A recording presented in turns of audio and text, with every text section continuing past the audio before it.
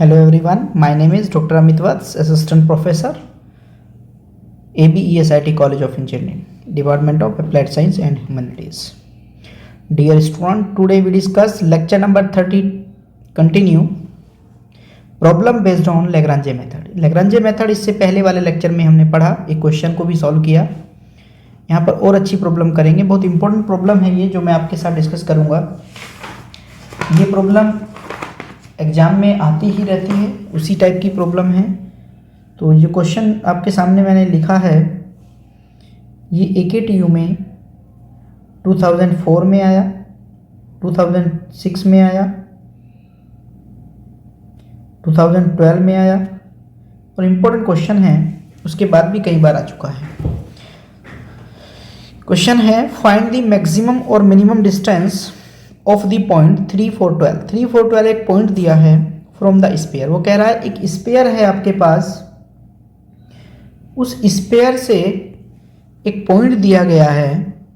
अगर पहले आप स्पेयर को देखें तो स्पेयर का जो सेंटर है वो ओरिजिन है, यानी ओरिजिन सेंटर होने का मतलब है और रेडियस 1 कि एक स्पेयर आपको 3 डायमेंशन में कुछ इस तरीके से ये दिया हुआ है.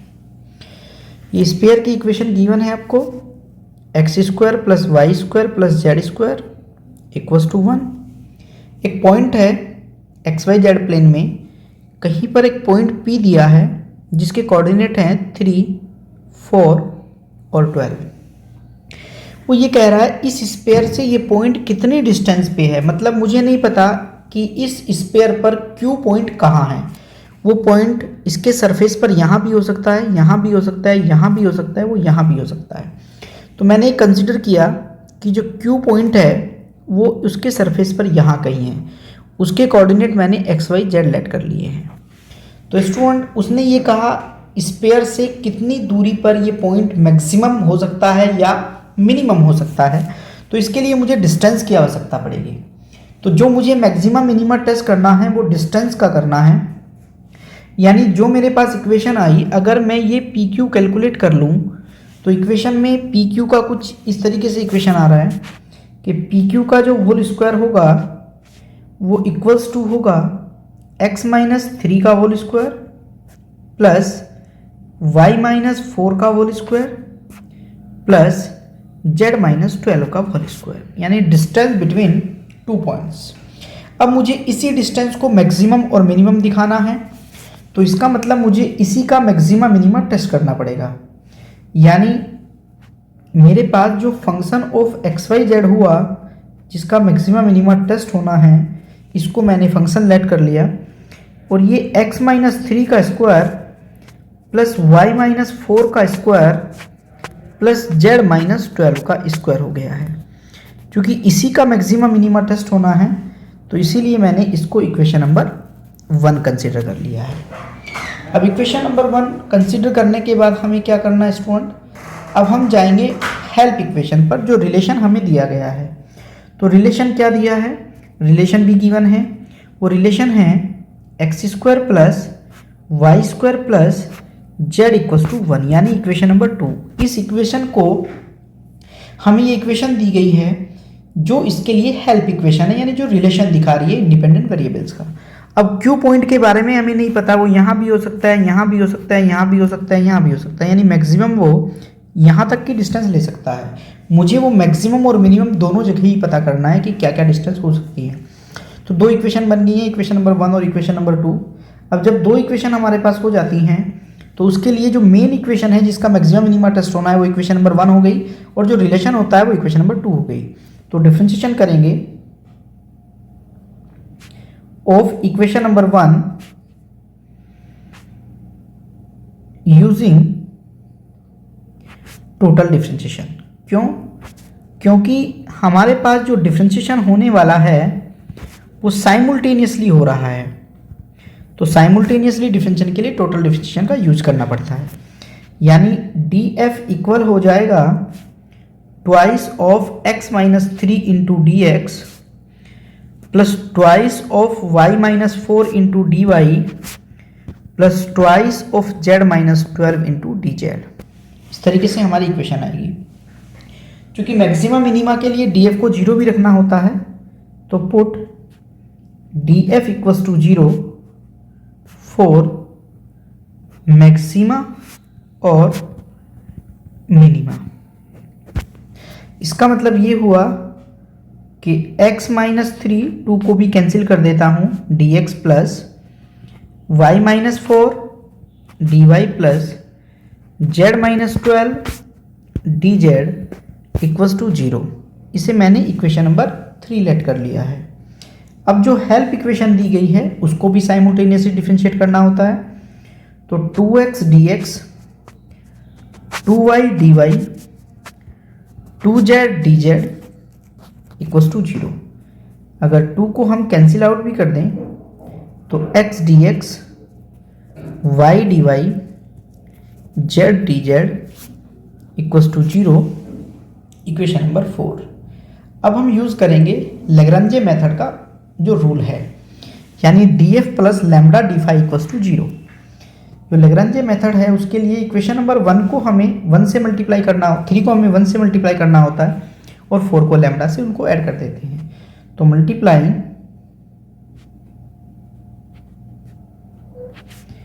इन 3 by 1 and in 4 by lambda and adding,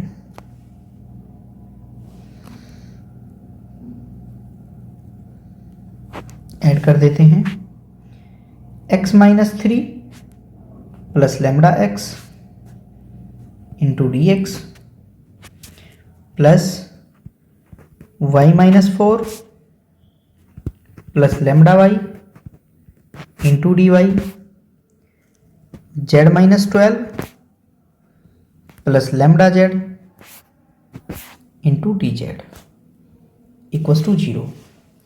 next step में आपने स्टूडेंट ये पढ़ा कि equating the coefficients of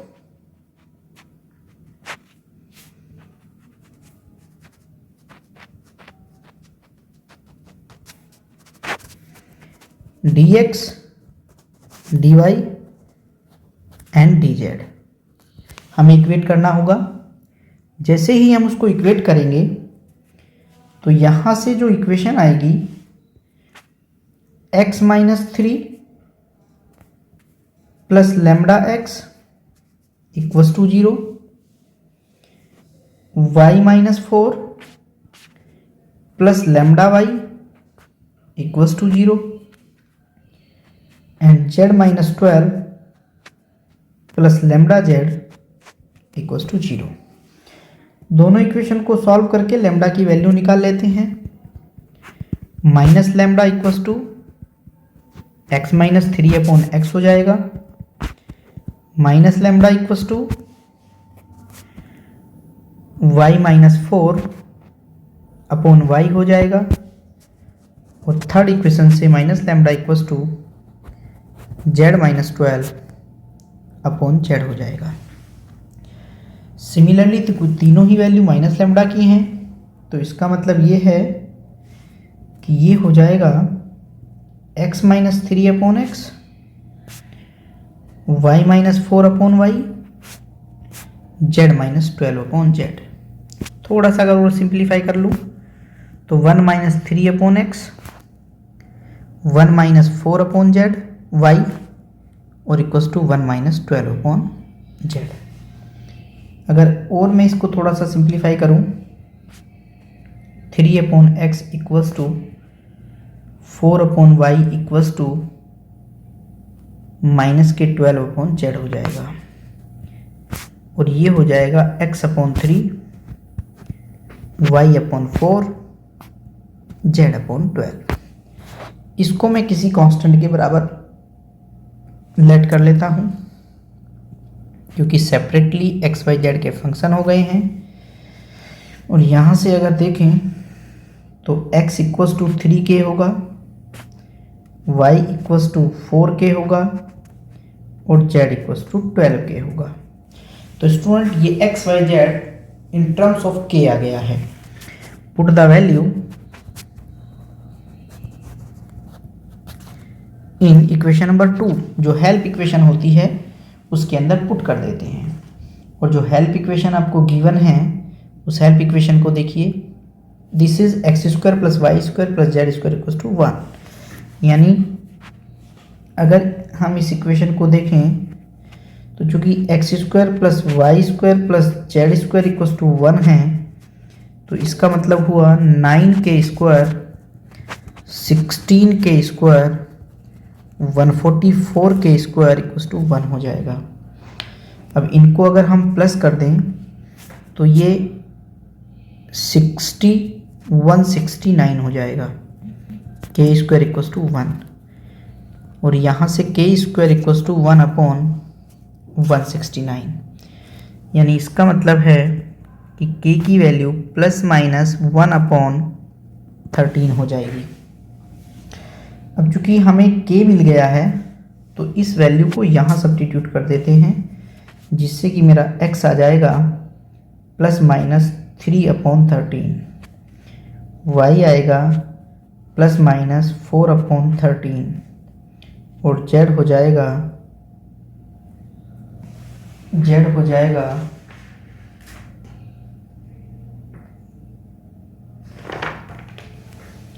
plus minus 12 upon 13।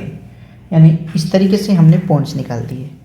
अब इनको देखें, स्टेशनरी पॉइंट जो हमारे पास आ रहे हैं, इसका मतलब ये है कि पहला पॉइंट 3 अपॉन 13, 4 अपॉन 13, 12 अपॉन 13 हो सकता है, और दूसरा पॉइंट माइनस के 3 अपॉन 13, माइनस के 4 अपॉन 13 और माइनस 12 अपॉन 13 हो सकता है। तो ये वो दो पॉइंट हैं जो हमारे पास आ रहे हैं। अब ये दोनों पॉइंट अगर हम देखें तो एक पॉइंट पॉजिटिव में देखें यहाँ हो सकता है, मे बी अगला पॉइंट यहाँ हो सकता है। तो मुझे देखना पड़ेगा कि कौन मिनिमम और कौन मैक्सिमम डिस्टेंस देता है। क्योंकि मैंने जब डिस्टेंस निकाली तो डिस्टेंस के लिए मैंने कहा है कि पी क्यू का होल स्क्वायर, तो पी क्यू का होल स्क्वायर इक्वल्स टू था x माइनस 3 का स्क्वायर, y माइनस 4 का स्क्वायर और z माइनस 12 का square. This is equation number 1। अब अगर मैं पहला पॉइंट ये देखूं कि मेरे पास 3 अपॉन 13, 4 अपॉन 13 और 12 अपॉन 13 है, अगर इस पॉइंट से देखूं तो जो पी क्यू का होल स्क्वायर है वो 3 अपॉन 13 माइनस 3 का स्क्वायर हो जाएगा, प्लस 4 अपॉन 13 माइनस 4 का स्क्वायर हो जाएगा, प्लस 12 अपॉन 13 माइनस 12 का स्क्वायर हो जाएगा। तो यहाँ से जो मैंने इसकी वैल्यू को निकाला तो मैंने ये देखा कि इसकी जो वैल्यू है वो वैल्यू 144 आएगी। यानी जो मेरा PQ है वो 12 यूनिट आ जाएगा, 12 यूनिट। तो ये मेरी वैल्यू आ गई है PQ की। अगर मैं पुट करूं माइनस के 3 अपॉन 13, माइनस के 4 अपॉन 13, माइनस के 12 अपॉन 13, तो जो PQ की वैल्यू है वो वैल्यू आएगी माइनस के 3 अपॉन 13 माइनस 3 का स्क्वायर, माइनस के 4 अपॉन 13 माइनस 4 का स्क्वायर, माइनस के 12 अपॉन 13 माइनस 12 का स्क्वायर, वो वैल्यू हो जाती है 14 का स्क्वायर। यानी PQ की जो वैल्यू है वो 14 यूनिट आएगी। तो स्टूडेंट ध्यान दीजिए, एक वैल्यू मेरी 14 यूनिट आई और एक वैल्यू मेरी 12 यूनिट आई। तो अगर मैं डिस्टेंस के लिए देखूं तो ये मेरी मिनिमम डिस्टेंस है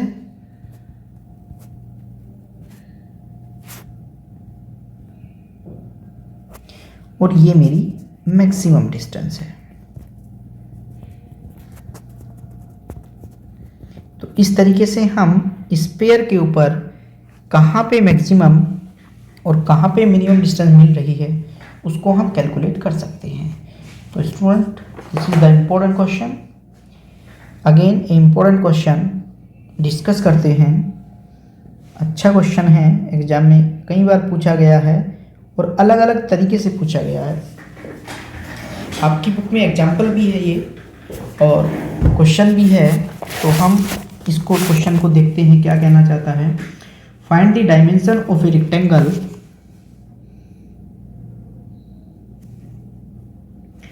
find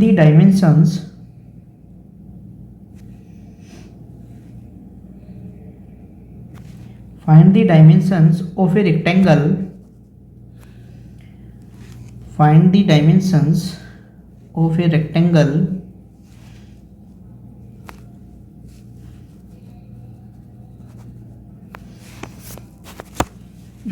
box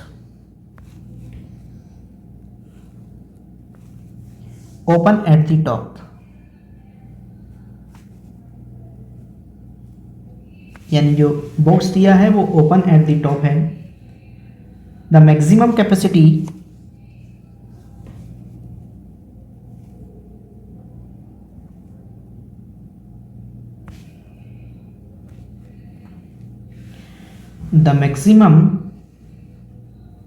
capacity whose surface area is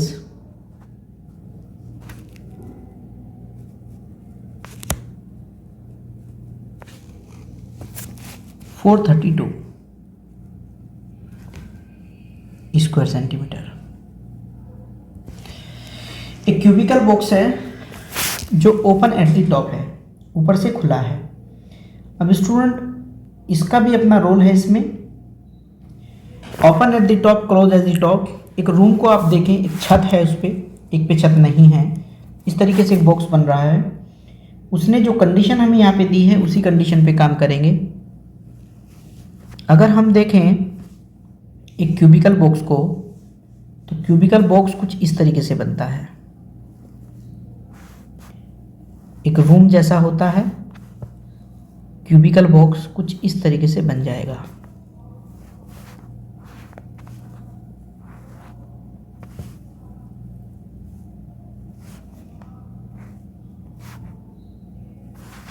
ये मेरा क्यूबिकल बॉक्स बन गया है।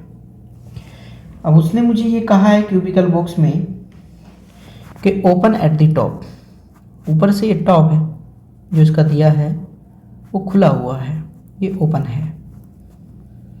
ये बंद भी हो सकता है, ये ओपन भी हो सकता है। जो कंडीशन हमें दी गई उसी के अकॉर्डिंग चलना पड़ेगा।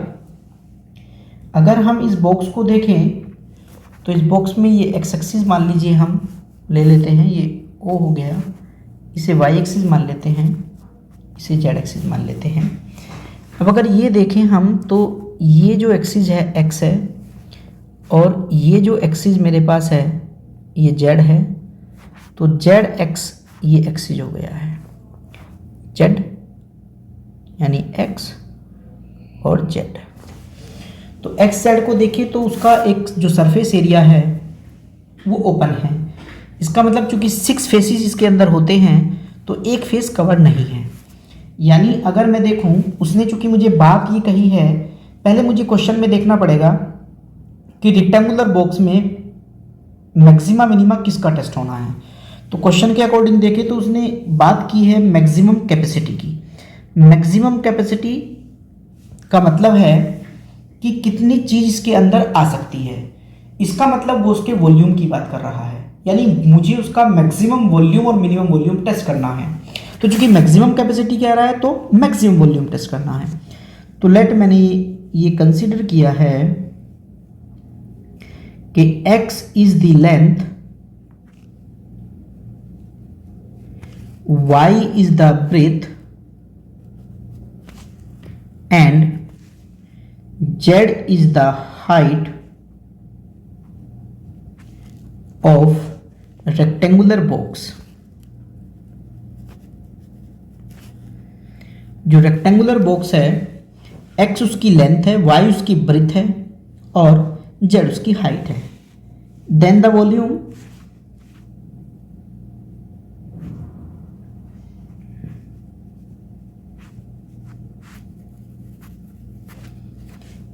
Of the box open at the top.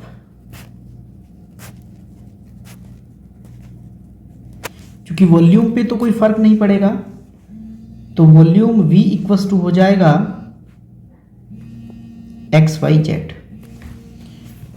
This is equation number 1। अब स्टूडेंट ध्यान दीजिए, अब मुझे उसके कंस्ट्रक्शन करने में जो चाहिए, उसको बनाने में जो चाहिए, वो तो सरफेस एरिया से आएगा, उसकी डायमेंशन तो सरफेस एरिया से आएंगी। तो यानी इसका जो सरफेस एरिया है ये बराबर हो जाएगा एस, इसको कंसीडर कर लेते हैं। वैसे सरफेस एरिया गिवन है, सरफेस एरिया 432 दिया है, अभी मैं एस कंसीडर कर लेता हूँ, बाद में जाके उसकी वैल्यू रख दूंगा। तो ये हो जाएगा X Y, Y Z, Z X. लेकिन मैंने जो सरफेस एरिया लिखा है वो मैंने अभी एक एक साइड का लिखा है, 3 साइडों को कवर किया है। एक्स जेड वाली एक साइड ओपन है, तो इसीलिए वहां पर उसका मल्टीपल 1 रहेगा, बाकी की साइड में 2 का मल्टीपल हो जाएगा, क्योंकि टोटल साइड 6 हैं, 5 यहाँ आ रही हैं, एक साइड कवर नहीं है, तो इसलिए जेड एक्स हो जाएगा। तो यानी जो दूसरी इक्वेशन है मेरी, जो हेल्प इक्वेशन है, वो ये हो गई है। तो 2 इक्वेशन मेरे पास हो गई, एक का मैक्सिमम मिनिमा टेस्ट होना है और एक उसकी हेल्प इक्वेशन है। तो differentiation of 1 using total differentiation, तो टोटल डिफरेंशिएशन का यूज करेंगे। साइमल्टेनियसली चेंज हो रहा है, dv equals to Y Z D X, X Z D Y, X Y D Z. अगर हम मैक्सिमम मिनिमा के लिए dv को 0 पुट कर दें तो Y Z D X, X Z D Y, X Y D Z equals to 0, equation number 3। अगर हम नेक्स्ट इक्वेशन 2 का डिफरेंशिएशन करें तो ds इक्वल्स टू 0, चूंकि वो कांस्टेंट दिया है सरफेस एरिया, तो 0 हो जाएगा। तो ये होगा 2y plus Z into D X plus 2x 2z dy plus 2y plus x dz। क्योंकि 0 के बराबर भी है, सिंप्लीफाई कर सकते हैं और इसको इक्वेशन नंबर 4 कंसीडर किया। लैग्रेंज मेथड को यूज करते हैं। मेन इक्वेशन को 1 से मल्टीप्लाई, 4 इक्वेशन को लैम्डा से मल्टीप्लाई और उसको ऐड करना है। तो Y Z plus lambda into 2y plus Z equals to 0। Similarly X Z plus lambda into 2x plus 2z equals to 0। और थर्ड इक्वेशन से हो जाएगा X Y plus lambda into 2y plus x equals to 0। अब तीनों equation से हम lambda की value निकाल देते हैं। माइनस लैम्डा इक्वल्स टू हो जाएगा Y Z upon 2y plus Z, minus lambda equals to हो जाएगा x Z upon 2x plus 2z। और तीसरी इक्वेशन से X Y minus lambda equals to हो जाएगा 2y प्लस एक्स। यानी इक्वेशन हमारी कुछ इस तरीके से आ जाएंगी। तीनों माइनस लैम्डा की ही वैल्यू हैं, तो इसका मतलब सिंप्लीफाई अगर करूं तो रेशनलाइज भी कुछ इस तरीके से मैंने किया कि उसको रेसिप्रोकल कर दिया है ताकि इजीली सिंप्लीफाई हो जाए। 2x प्लस 2z अपॉन में एक्स जेड हो जाएगा और 2y plus X upon X Y हो जाएगा। थोड़ा सा और सिंप्लीफाई करूं तो 2 upon Z plus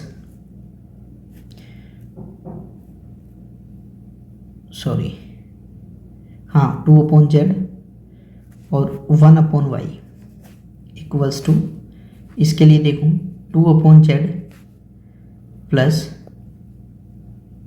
2/x equals to, इसे देखें 1/x और ये हो जाएगा प्लस 1/y। अब चूंकि हमें तीनों को बराबर करना होता है, तो तीनों को बराबर करने के लिए मैं एक लॉजिक दे देता हूँ, 2 से मल्टीप्लाई, 2 से मल्टीप्लाई, 2 से मल्टीप्लाई, 2 से मल्टीप्लाई, 2 से मल्टीप्लाई, 2 से मल्टीप्लाई। इसका मतलब ये है ऊपर वाले सब बराबर हैं तो नीचे वालों को भी बराबर होना पड़ेगा।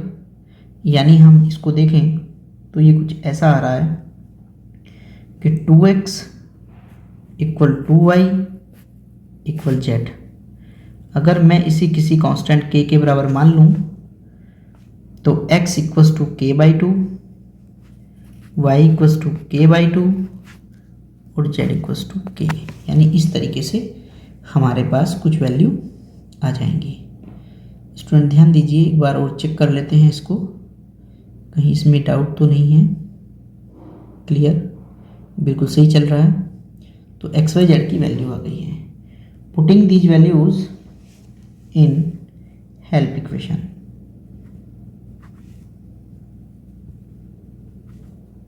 Equation number 2। इक्वेशन नंबर 2 में सरफेस एरिया चूंकि गिवन है वो 432 दिया है, इक्वल्स टू, वो इक्वेशन है हमारी, ये इक्वेशन है। तो इसे यानी 2xy plus 2yz plus zx, यानी 432 equals to 2 into k/2, k/2, 2 into yz यानी k/2 इंटू k, और x के लिए हो जाएगा, xz के लिए k इंटू k/2, यानी वैल्यू हो जाएगी 2 से 2 cancel, k² plus k² plus k²/2, यानी 3k²/2। इसका मतलब है कि 3k² इक्वल्स टू 432/2 हो जाएगा, यानी k² equals to 432 multiply by 2 divide by 3। यानी इसकी जो वैल्यू आएगी वो वैल्यू स्टूडेंट कुछ ये आ रही है कि अगर हम 432 को 3 से डिवाइड करते हैं, 432 को डिवाइड बाई 3 करते हैं तो 144 आएगा, 144 और मल्टीप्लाई चूँकि 2 भी है तो मल्टीप्लाई बाई 2 हो जाएगा, मल्टीप्लाई बाई 2 हो जाएगा, तो इसको हम कह सकते हैं 288। यानी k की जो वैल्यू है वो प्लस माइनस 12√2 हो गई है। अब स्टूडेंट अगर हम देखें तो डिस्टेंस कभी निगेटिव नहीं हो सकती, तो इसीलिए हमने क्या किया कि k की वैल्यू को 12√2 कंसीडर कर लिया है, यानी हमने ये लेट कर लिया। अब चूँकि k आ गया है तो अब हम वो डिस्टेंस निकाल सकते हैं, यानी एक्स वाई जेड निकाल सकते हैं। तो x की वैल्यू हो जाएगी, इसलिए x की जो वैल्यू है, x की वैल्यू हमारे पास थी k/2, y की वैल्यू थी k/2 और z की वैल्यू थी k। यानी इसका मतलब ये हुआ कि x हो जाएगा 6√2, y हो जाएगा 6√2 और z हो जाएगा 12√2। यानी हमने इस तरीके से एक्स वाई जेड, ये इतने यूनिट होगा, ये इतने यूनिट होगा और ये इतने यूनिट हो जाएगा। यानी ये वो डिस्टेंसेस हैं जो एक्स वाई जेड की डायमेंशंस होनी चाहिए, ये उसका मैक्सिमम कैपेसिटी देने वाला है। तो स्टूडेंट इस तरीके से हम लैग्रांजे मेथड को लगा करके अपनी प्रॉब्लम को सॉल्व कर सकते हैं। नेक्स्ट लेक्चर में हम इस मॉड्यूल का अगला नेक्स्ट टॉपिक पढ़ने वाले हैं, Jacobian. Thank you very much student.